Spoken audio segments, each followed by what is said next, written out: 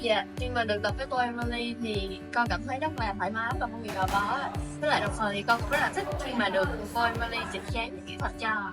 Rồi, Thì ok, còn con. Còn con cảm thấy học với cô Emily rất là vui. Dạ, cô vừa giúp tụi con có được chút sức khỏe. Thì dạ, có được nhiều bài học trong trong cuộc sống. thì và con cảm thấy rất là hạnh phúc khi được biết và đồng hành cùng với chị Emily. Ok, cảm ơn hai đứa nha. Love you, love you.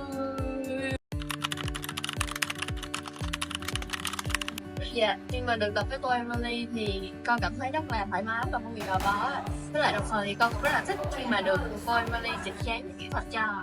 Rồi, Thì ok, còn con. Còn con cảm thấy học với cô Emily rất là vui. Dạ, cô vừa giúp tụi con có được chút sức khỏe. Thì dạ, có được nhiều bài học trong trong cuộc sống. thì và con cảm thấy rất là hạnh phúc khi được biết và đồng hành cùng với chị Emily. Ok, cảm ơn hai đứa nha. Love you, love you.